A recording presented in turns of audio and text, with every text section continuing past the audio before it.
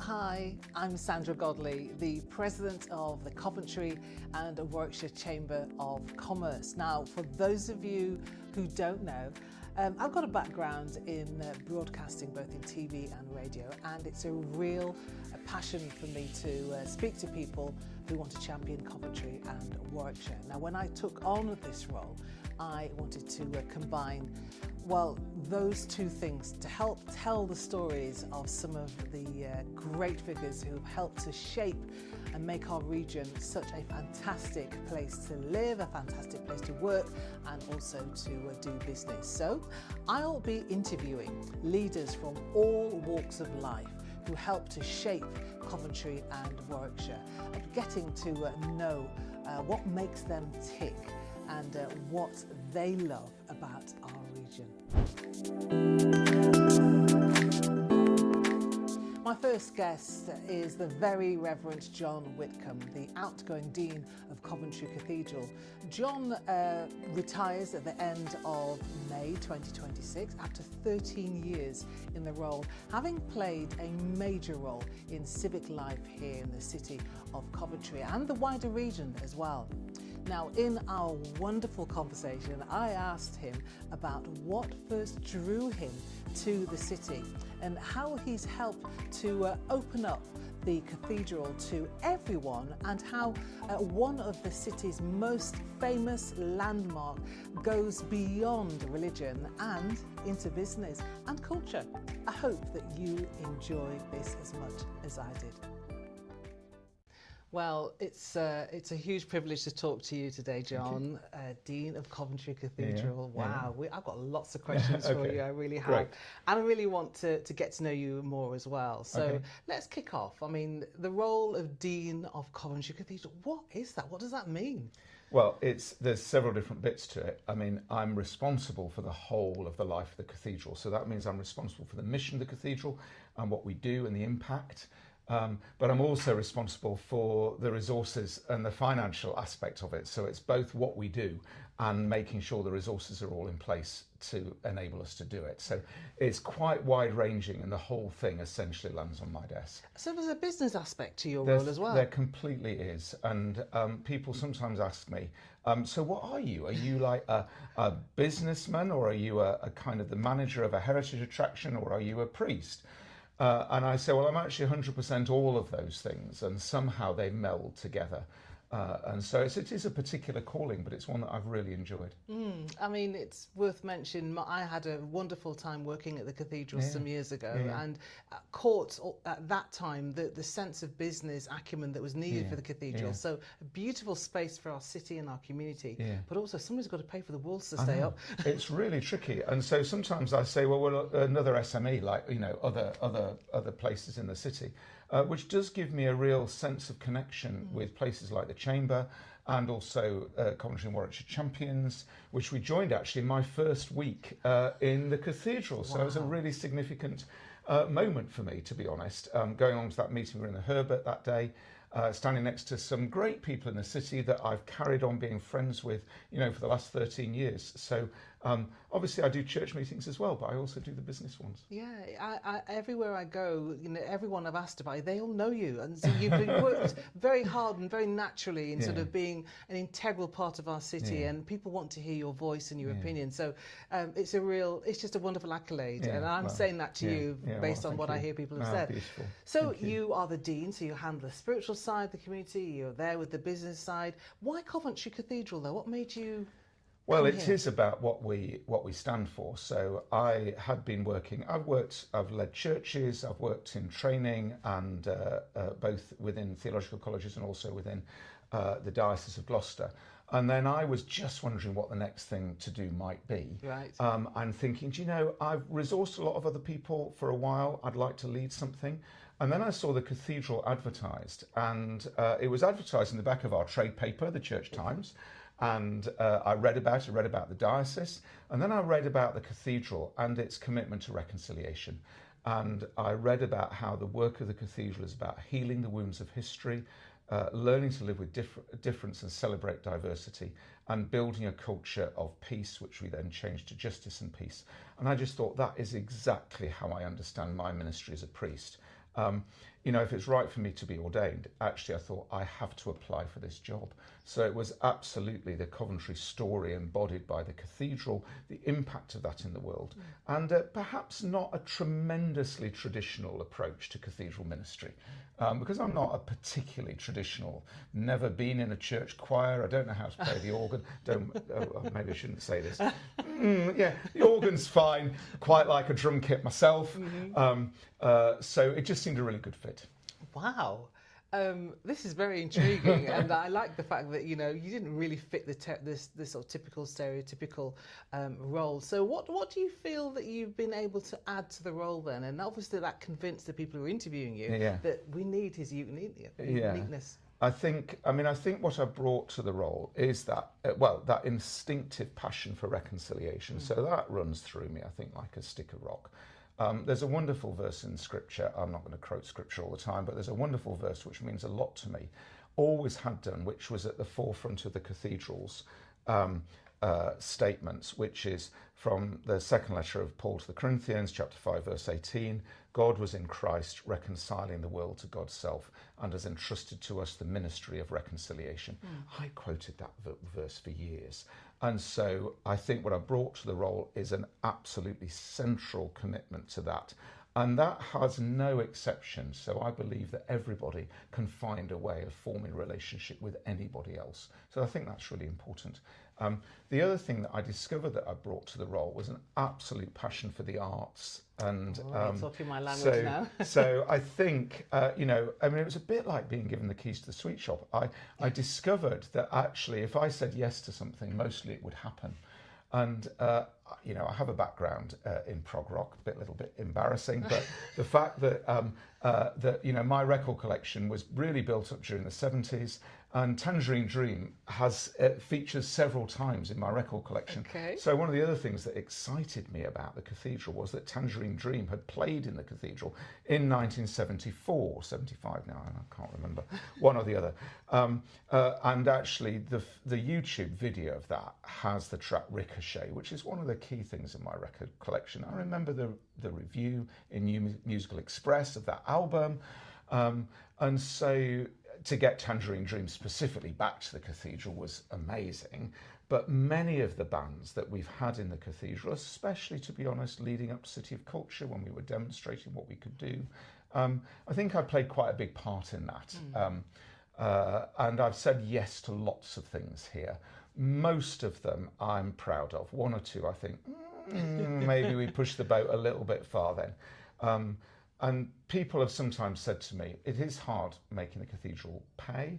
And people sometimes have thought the only reason we do all the art stuff is to bring funds into the cathedral. And so once early in my time, people said, once you've got the finances straight, will we be able to stop doing all these concerts? And I said, no, we'll do even more of them. Yeah. We'll commission stuff. So I think I've brought that. Wow, that's incredible. And to think of the wide base of the offering in terms of music and creative art, it's huge. And things like transforming the cathedral, putting the new toilets in. Again, my memory of working at the cathedral, there were no upstairs toilets, so the long walk down the nave to go to the loo was a bit of a challenge. But you've modernised that and made that accessible. It means as well that the access points are easier for people who maybe have a disability. So you actually are very, very practical. And you touched on something there about the music side. I mean, what inspires you to keep sort of creating those moments for music to be an integral part of the cathedral? I mean, I think for me, it's all about the impact on other people. Sure. I think I'm very focused on how people will experience the building and how they'll experience themselves, how they'll experience God. They won't often put the name God, or often will not put the name God on that. But so for me, I'm very focused on the experience. And I think to bring a band in, or an orchestra or a choir, who will somehow help people to open every part of themselves to awe and wonder and being together being open to emotions that they might not otherwise easily access, whether they be grief or joy. I think the arts are all part of that. So, and the kind of music that I listen to, I have a very wide range of taste. You know, I will occasionally listen to Radio 3, but I mean, it was traumatic for me a few years ago when I made the transition from Radio 1 to Radio 2. Ooh. You know, oh my gosh, recognising. And of course, CWR. Yes, you know, must mention CWR. But I mean, that's the kind of stuff I listen to. So to bring that world into the cathedral, I love bringing worlds together. I remember we did a gig in the cathedral last year. I think we were doing Ibiza proms. What? And I was talking to these two young women at the end, because I always go to all these events, and I always have my collar on, and I'm usually enjoying myself. And a couple of women came to me at the end, and they said, "Oh, we can't believe we're here because we love going to Ibiza and we love coming to church. And now you've got the two things together." Yeah. And you just go, "Oh, I'm so happy to be part of you bringing those worlds together, because it's all about wonder and joy." And going on a journey together. Wonderful. And one of the things that you do experience when you walk into the cathedral is the awe and wonder. The imagery, the glass, the windows, the everything, the tapestry. It really is a moment that you have to savour. And I'm so encouraged by the fact that you've built that, and that continues to be something that affects people. You talked about reconciliation as well. In the world of commerce, our economic situation right now, what kind of message can you bring or give to people who are running their business locally and even nationally? I mean, it is the thing that a lot of people are looking for these days. We live in a very polarised world. We tend to move apart very often rather than moving together. And so it's helping people find that space in the middle. People define reconciliation in so many different ways. And a few years ago, I realised that the way that I define it is journeying from a fractured past towards a shared future. So in other words, we recognise that relationships get broken and we have to work on them. Not mediation is about sorting out our differences and then going our separate ways. Reconciliation is quite different to mediation, because it's actually about building something together, possibly with people that you would not naturally find common ground with. And it's really important to recognise that is hard work, and there are parts that anybody can do, and there are parts that require real skill from people who have really trained in how human beings interact. But it's never going to be complete, frankly. You're never going to go, okay, that's done, because human relationships being what they are, things will always fall apart. But in the cathedral's life, I think we have this amazing story of how we reconciled our relationships with the people that had attacked the city, or the country that had attacked the city. After the bombing of Coventry, within 2 years, we had begun to find common ground, actually in pain, because people from Coventry went and visited people in Kiel in northern Germany, and vice versa, to talk together about what it was like rebuilding a devastated city. Sure. And so we came together through a shared experience of loss and pain. That's so often where reconciliation starts. You know, Israel-Palestine is such a terrible situation, but some of the closest relationships are between the bereaved parents on both sides of that conflict, actually forming partnerships to say we need to find a better way. So I think for people in commerce, it's a passion of mine actually, that in Coventry, because we're known as a city of reconciliation, peace and reconciliation, that it should be one of our advertising points. You know, we do things differently here. And sometimes I've run an event called the Dean's Breakfast, which is about that. How do we do public realm? How do we do interaction with universities? How do we do business in a way that reflects this very unique identity as a city of peace and reconciliation? So it is something which I think we all have to work on, but there's something that there are resources around to help us with. Yes, and clearly leaders of organisations, big or small in our region, I think, are looking for inspiration about how we move forward. So maybe a couple of tips from you as a leader, you know, what should leaders of organisations be thinking now in terms of moving forward? I think, I mean, inevitably it's about relationship. And so I'd probably say, really look to your relationships both within your organisation and outside it.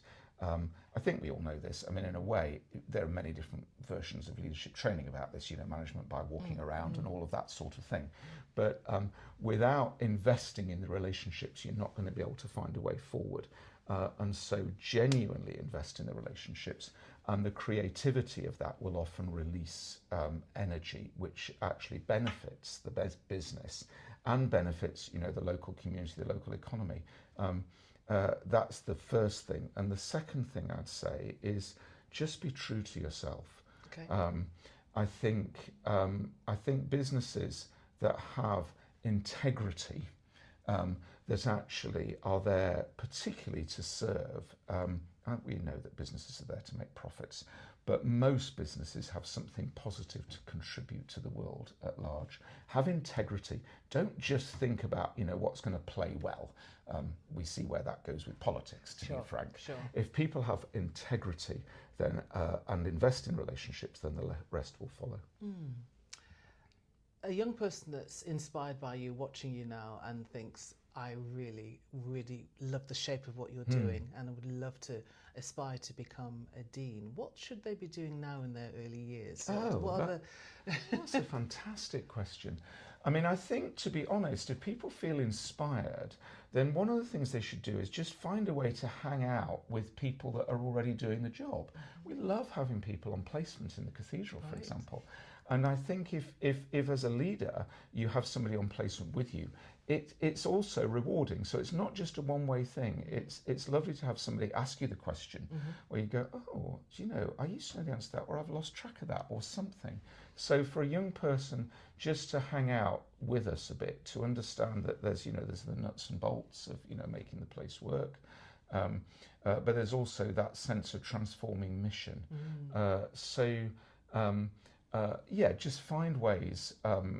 If they've got any time, they can volunteer, or if they can if they in an environment where there are placement opportunities, then just for people to be in touch. And we love having people on placement with us. Wow. Yeah. Okay, that's brilliant and lovely and real as well. Yeah. I want to have some more real moments with you. Okay. What's your favourite TV programme? Well, you know, that kind of varies so we have become, obviously, my wife and I, you know, devotees the kind of slightly binge watch. So you wait for things to come around. Sure. We have so we've just finished watching this fantastic show called Shrinking. My wife is training as a psychotherapist. It's about a psychotherapy practice and the kind of weirdness around all of that. It's got Harrison Ford in it as this very kind of elderly therapist dealing with Parkinson's. It deals with some very, very deep issues, but in an well, it's kind of mad, but it's very fun. You know, love a bit of Doctor Who, obviously. Any connection between Doctor Who and what we do in the cathedral, always absolutely brilliant. Delia Derbyshire and all of that. You know, I mean, so I'm always there for a new series of Doctor Who. I mean, Race Across the World, you know, all of those things, fantastic. So anything that, I mean, as you would expect, is kind of human relationships, drama, a little bit of escapism is nice. Yes. You know, a little bit of Bridgerton, you know, doesn't go amiss. I love that, absolutely love that. Favourite meal? Oh, gosh. Let's go there. Yeah, I mean, anything with spices, really. So don't like bland. Definitely like spices. We usually have a chili on the table at home, so you can just kind of top up the spice a bit if you want to. So did I not see you do some cooking? There's a memory that you did something. What was it? Yeah, that was a crazy thing. So it was actually, again, it was a kind of city of culture a thing. They wanted some faith leaders to do some cooking on screen for something that spoke about their faith. And I'd helped set up some of the relationships, so I wasn't going to do it. I got a phone call from somebody at the Royal Shakespeare Company on a Monday morning and said, "John, we've been let down by somebody. Any chance that we could that you could do some cooking for us?" I said, "Oh, no problem. When do you want to do it? So, well, in about 2 hours, if that's all right. So we can have a film crew turn up in your kitchen. So I thought, oh my life, what do you do? So actually, no spices. Reached for Delia Smith, obviously, pancakes, pre-Lenten meal. And so I managed to toss the pancakes on screen. I was so pleased with myself. I mean, It was a little bit self-indulgent, but yeah. So the Dean's pancakes is still out there. Okay. I might hold you to that. Fun. Yeah, absolutely. Yeah. And talking about fun, I guess what do you like to do as well as the things you've mentioned in your spare time, whatever spare time you get? I mean, the thing I love to do is walk, and my children know that and have suffered that. I remember one of them giving me one of my birthday parties, one of the kids standing up and saying, so when Dad says, well, looks like a good day for a walk, that just means it's a day, really, because no day is not a good day for a walk for Dad. So I like to get up on the hills, climb Kilimanjaro for my 60th, which was really fun. But, out in the Cotswolds, North Wales, Lake District is a particular favourite. Walking gets me, out of my head.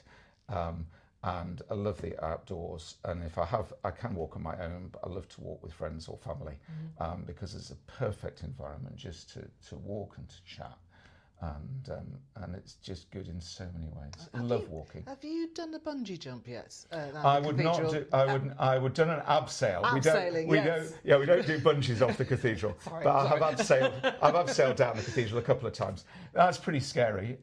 First time CWR were watching me.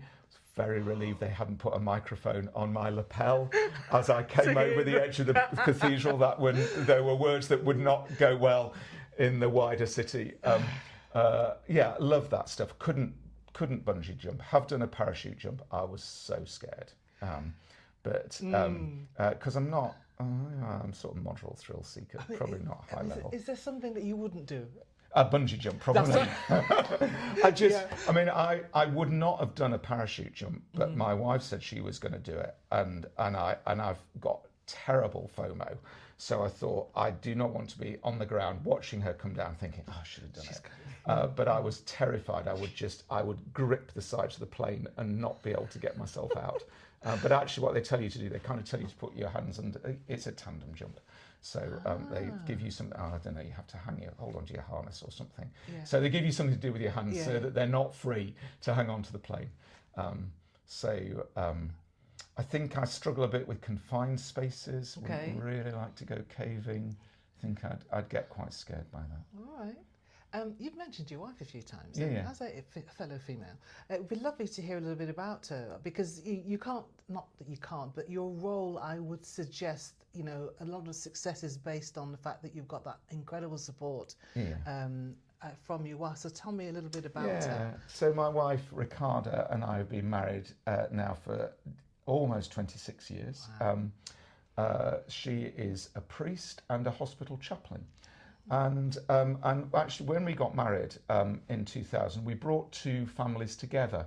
And I think that sometimes that's really helpful. Sometimes people don't understand that priests have human lives. So, my first wife, who was actually also a priest, developed MS and tragically died. We had 3 children, and so I was a single parent. My second wife, Ricarda, had been divorced. And so we met, we fell in love. We brought the families together, so we blended our families, so we had 5 children. 5 children. 5 children. Which was fabulous and challenging, as you can imagine. But it's been fantastic. But when I came to Coventry, my wife was working as a vicar in Gloucester, and then she was able to find a job as a hospital chaplain, first in the George Eliot Hospital in Nuneaton. So she was up there for 6 or 7 years, working closely across with the churches, but also particularly with the local Muslim community, and just brought in a gorgeous Muslim colleague, Abbas, who also tragically died. But I think Abbas and others have opened our eyes so profoundly to the presence of God in many different faith traditions, and drawing close together with people across a very wide range has been really important part of life for us here. And now she works actually doing the same job in Warwick Hospital, Wow. leading the hospital chaplaincy team there. Salute her, absolutely. Like I say, I'm sure you see her as a huge support to you and what you're doing. For those that don't know about, I guess, the call, it's something that you talked about in our conversation. What does a call sound and feel like? Because we can, you know, we can apply for a role, but you felt very much that you were called to Coventry, and I'd love to hear what that sounded like and felt like. That's also a really good question, because I think that you know, my prayer actually most mornings is that people who come to the cathedral will know God's presence and purpose in their life. So in other words, they know in a way what they've been born to do and know how to ask God to help them to do it. And so I think for me, my overall call to the work of a priest, you know, I was going to be an engineer actually.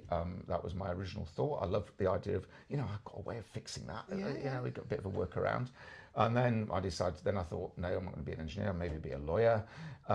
Kind of taught me about, you know, arguments and words and everything. And then I decided actually years ago that I'd be a priest. I've been doing this now for over 40 years. When I saw Coventry, there's just a thing, first you see it and you go, oh, and there's almost this intake of breath. And then you talk to people about it. And actually I talked to my wife and I said, oh, I've just seen this job, I think this could be the thing. And she said, oh, you can't do it because we're not free to move. I've just said yes to something else I'm committed to. Yeah. And I was just like, oh my gosh. And she said, oh, I feel like I've pricked your balloon. And I said, no, it feels like you've taken my ball away. You know, you've taken my football and you've taken it away. And then, but essentially what often happens is then things just don't go away. And so for Coventry, I thought I'm going to fill out the application, just see how it feels, and it just fell into place. And then there's often a synchronicity. And actually, this was in May 2012, and I emailed the application in, and the next day I went to a study centre just outside Jerusalem for a month. And so that was the place where I was reflecting and praying on all of this. Sure. And so I was in Jerusalem. And then I was in Nazareth, which is the place where we believe that the angel visited Mary to say that she was called to give birth to Jesus. And I was literally on the roof of a convent in Nazareth looking down on this beautiful big church. It's called the Basilica of the Annunciation, when I got the text message on my phone to say I'd been shortlisted. Wow. So I thought, okay, I think we're onto something here. Yes, yes. And then you come back, and then, you know, it's not all plain sailing. But I knew the job here was going to be really hard. And I knew that I could only do it if I was really confident that God had called me to do it and that God was going to help me to do it. And you got the job, which is fantastic. What's a typical day actually like? It's usually really full. So a typical day always starts with morning prayer and Holy Communion. We have that every morning in the cathedral. It lasts half an hour from 8:30 to 9 o'clock. Yeah. Such a great way to start the day. I've got colleagues there. There's usually, you know, anywhere between 2 or 3 and 7 or 8 or maybe more. It's not a very big group, but it's open to the public. People come. You know, we had a visitor in there literally this morning, actually somebody who's been performing in the play at the Belgrade just came in. Beautiful. So after that, then usually a typical day would usually have 3 or 4, maybe more appointments in it. So I might have a finance committee meeting, so we're looking at budgets. I might have a meeting with an artist who's come to talk about a collaboration we might do, maybe an exhibition or a performance in the cathedral. I might have a meeting, a pastoral meeting with somebody. Usually those will happen in the cathedral, but I might find myself going out to see somebody. You know, I might have some of the usual kind of vicarish stuff. I might be taking a funeral or something of that ilk.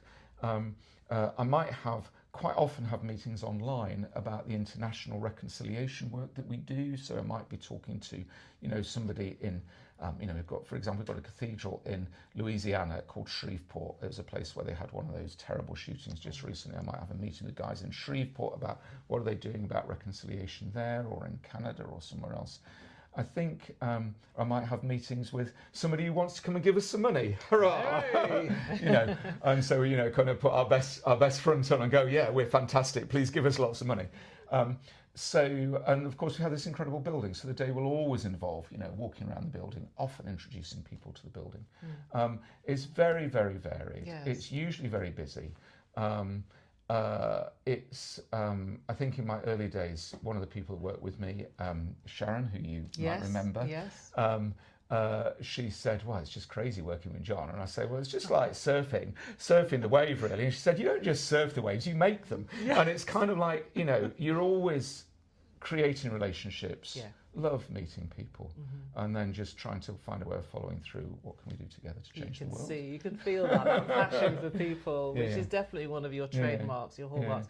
We're coming into land. I do want to know, with this role, we've got a glimpse into what a typical day feels like, but what is if you have one, your most favourite part of the calendar, the church calendar? Is it Easter? It might be Christmas. It could be anything. Yeah, so one of the differences between my wife and I, she as a hospital chaplain is very good at being in the present. I'm very bad at being in the present because I'm always thinking about the future. So the favourite seasons of the year are always the ones about expectation. So by far my favourite season is Advent. The season of the 4 weeks leading up to Christmas, but not including Christmas. So, the best night of the year is Christmas Eve. The best night is not the evening of Christmas Day, is it? It's Christmas Eve is the best night of the year. And so Advent is a time when we recognise the darkness of the world. We're very, very honest about, we think not only about Jesus coming as a baby, Jesus coming as Lord and King and Judge. So we recognise the darkness of the world, but we also recognise the coming light. And there's an art installation which I have longed to do for years, and I've never found a way of doing it. I'll just tell you what it is. So what I want to do is to find a little bit, I'd do it in the cathedral, I used to think about other churches. I'd hang a really heavy velvet curtain, maybe across the corridor leading into the Chapel of Christ the Servant. Behind that curtain would be a very, very bright light. And on the curtain would be put images of some of the really terrible things that go on in the world. And I'd give people, this is why it's kind of like, don't do this at home really, I'd give people a really sharp knife. Yeah. And what I would ask them to do was just kind of slice across that curtain so that as you sliced through those terrible things in the world, what would bleed through would be the light that was kind of shining from behind the curtain. So that's an art installation which I would love to do. I've never done it, but that for me is an Advent. It's an Advent hope. Hope is the key word for Advent. That's what we talk about, the Advent hope. So it says, yes, the world is really, really hard, but actually God is coming and there are signs of light and signs of hope. Wow. Amazing. Absolutely amazing. I've got one more or possibly two questions there. That's a beautiful imagery. Yeah. So the effect of Coventry, it sounds like it's been huge. In your own words, how has this incredible city, this region, how has it changed you, affected you? So somebody asked me this in the cathedral a couple of weeks ago, and they prefaced it by saying, quite a lot of people have said that you've made a big change to the cathedral, but how has the cathedral changed you and the city changed you? And actually, I realised the answer are kind of two sides of the same coin, because I actually don't think I've changed the cathedral. I don't know whether I've changed the city, but what I have done is I've helped the cathedral, I believe and I hope, to become all that it's always been called to be. I think I have simply been able to, help the cathedral to inhabit its own DNA. And I'd say the same thing for the city. I think it's a fantastic city. It's not always easy on the eye, though it's better than it was when I arrived. Love the fountains in Broadgate, love the, kind of Martin and his bridge over the underpass. Well done, Martin, and all of that. But I think the flip side is that actually what the city and the cathedral have done is help me to become the person that God always made me to be. I have loved my time here. As you say, I love people, I love God, or try to. And I think I love the arts, I love reconciliation. And being here in this city has given me a path to walk and people to walk it with that I have just loved. What would be your legacy? Well, I think one of the things that I think I have done and people talk about is that I have helped the cathedral put reconciliation at its heart. But one of the keys to reconciliation is hospitality. wide open doors. You know, we have a west screen window which is covered with angels, and I remember giving a sermon once where I said the angels are like reverse bouncers. They're there to make sure the doors stay open to everyone. You know, they're not there to stop people coming in. They're there to say, you are welcome, whoever you are. And this wonderful welcome statement tied to our railings, which puts that, I think, really beautifully. Lots of people know it. So we were able to see the admission charge to the cathedral taken out, and I'm always going around the cathedral removing barriers and saying, can we just open the doors? And so I think my legacy is the kind of everyone's welcome. No, really everyone's welcome. This cathedral belongs to the city and to the church and to God. There's nobody who is, you know, who can take control to exclude others. Everyone's welcome. That's my legacy. Wonderful. So, retirement. What does that look like?